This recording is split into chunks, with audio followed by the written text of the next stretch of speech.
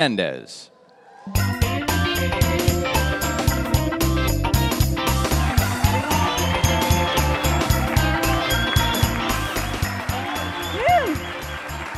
Are we having fun yet? All right. Wow. How great it is to be in Oklahoma. And I have to say, we have over 22 states represented in this very room. And it's so exciting to have you here. Welcome to the great state of Oklahoma. We are just so delighted to be able to share with you what a great city on a rise Oklahoma City is, but what a great state under conservative principles we are in. But of course, we're showing that conservative principles are the roadmap to getting America back on track. Yesterday and today, you have heard from many of our state elected officials, like Governor Mary Fallin. You've also heard from Lieutenant Governor Todd Lamb and Attorney General Scott Pruitt, our Labor Commissioner Mark Costello, Congressman Bridenstine, and I believe tomorrow we're going to be hearing from our very own Steve Russell in the 5th District. So why don't we give a great round of applause to these wonderful, great elected conservatives.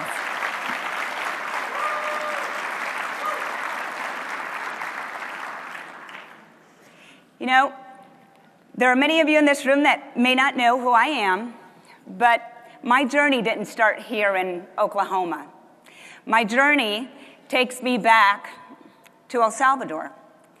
I came to the United States when I was 6 years old. During the Civil War, back in 1979, my mother decided that if she continued in a country that didn't offer very much to her 4 children, that there wasn't very much to expect for me being the youngest and, of course, my 3 older siblings. And so I'll give my age at this time. Born in 1976, 2 years after that, my father decided that, you know, that kind of commitment just wasn't for him. And that left my mother, when I was then 2 years old, having to fend for 4 kids, and then, of course, seeing how she was going to help instruct them. And that's when she decided in 79, during the Civil War, that she would come to this land of opportunity, the United States of America.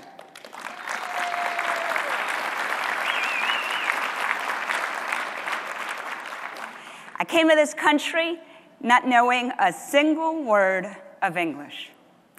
I came, it was actually, I remember a hot July morning, and as we came and we landed in Houston, and we decided, you know, we do have some family in Houston, but my mom was following her sister to New Jersey, of all places, go figure. So I was raised in New Jersey, did all my education there, and went there 1st grade, and within 3 months I learned English. At that age, you know, we're sponges, and learned and picked it up quickly. But I grew up with a single mom whose number 1 priority was to make sure that her children knew the love of God, and to know that it was only through Christ and through His Word, His strength, and the great things that America holds that we were going to be able to get ahead. And so she instilled that in us. Thank you. She instilled that in us, that there was not a dream that was too big that we couldn't achieve in America. As long as we worked hard, we went to school, we got an education, and we held personal responsibility. That there was not anyone was going to give you anything. It wasn't going to be handed to you. You had to go out there and you had to work for it. But now, keep in mind, I'm living in a very liberal state where they tell you that minorities are supposed to be Democrats. And so, but to me, when I looked at the values, it just didn't match up. Why? Because as a Christian, as an individual who had her faith in God and believed in strong families, there wasn't any room for me in the Democratic Party. And as I got older, I'm going to shift you back to Texas, went to Texas, and there was a great man that I married back in 2000. This year, it'll be 15 years. I met this great gentleman, and thank you. His name is Estela Hernandez. If you haven't seen him out there, boy, I tell you, he's the reason why I get to do what I do. And he's the one who keeps me strong. And of course, I'm a mother of 3. I didn't tell you that. So I'm definitely sprinting in heels. So going back to what got us to Oklahoma, it was a business opportunity that brought us here in Oklahoma. And of course, we knew that if we go to Oklahoma, I was told if you go there, you're not coming back. Now I know why.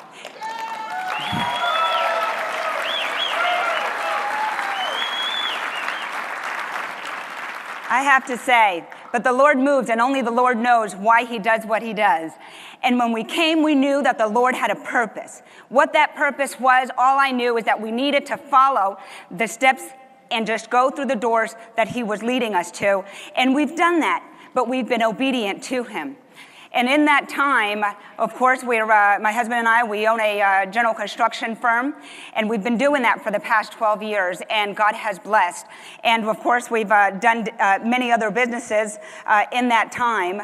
And you know, when it really started hitting home for me was back in 2008, when I'd hear a president who was telling us that he wanted to fundamentally transform America. Did anyone's eyebrows raise when they heard that? Absolutely. And you'd hear him speak, and individuals just enamored by this by Obama. Why? Because Democrats care. You see, we've allowed them to control the message for far too long.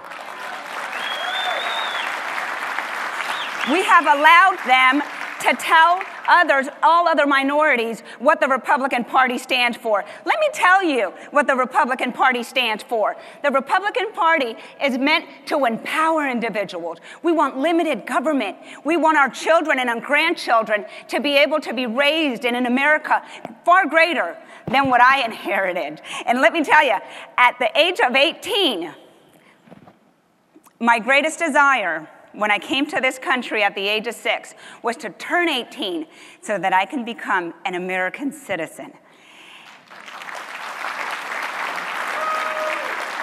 And as I attend naturalization ceremonies every month, and I look into the eyes of these individuals, it just takes me back.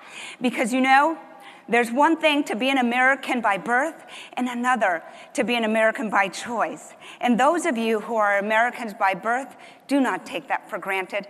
We're living in such extraordinary times that we have to get our country back. Get it back to the firm foundation that the framers of this nation intended it to be. And it's hard enough that we have to fight for that. We have to have that burning passion inside of our hearts to know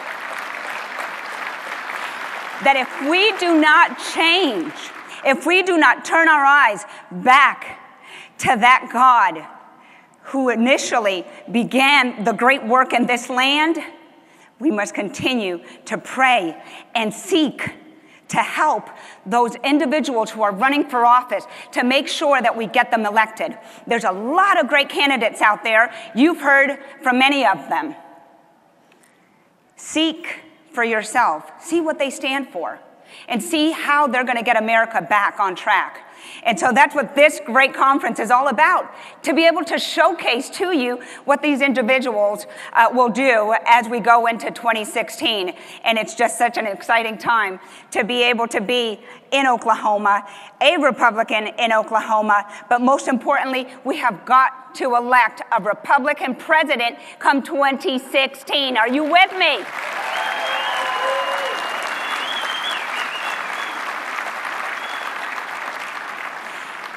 You know, there was a great lady that was scheduled to be with me here today. Her name is Sharon Day. Many of you know her. She's the co-chair for the RNC. She's done great things.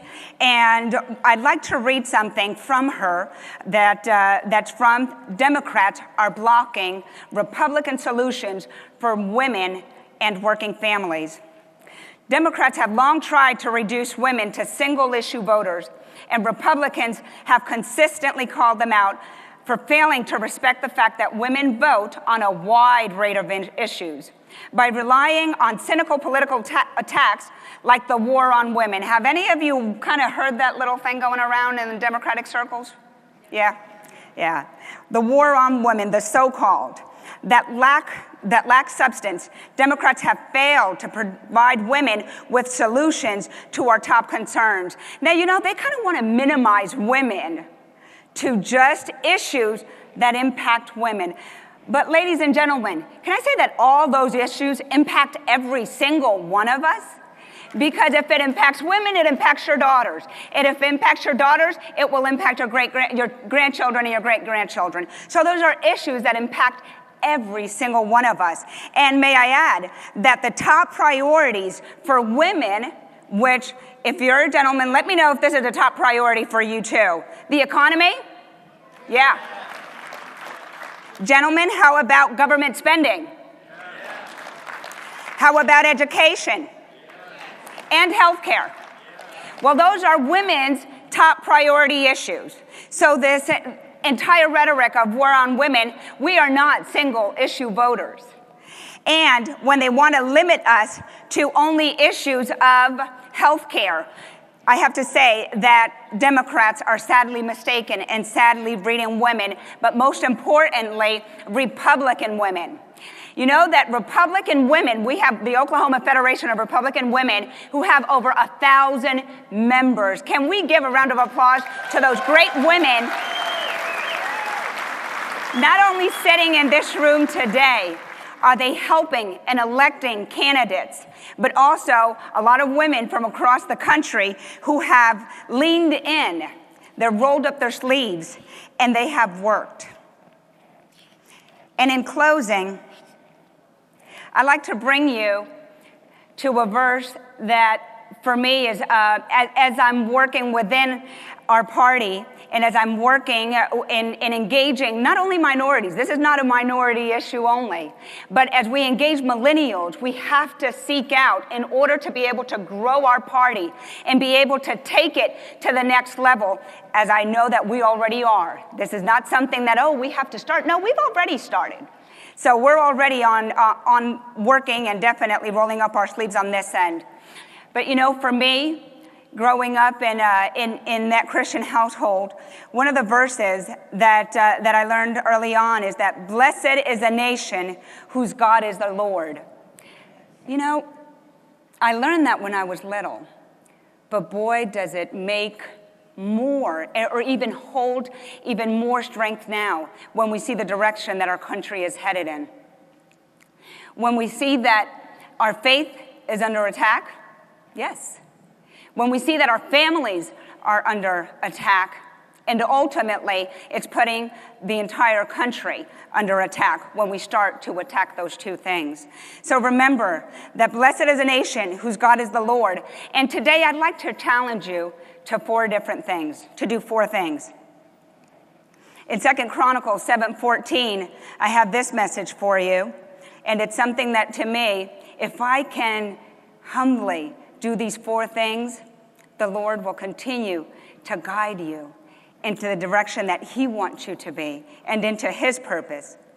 But it says, if my people who are called by my name will first humble themselves and pray and seek his face, and fourthly, turn from their wicked ways, then I will hear from heaven, forgive their sins, and heal their land.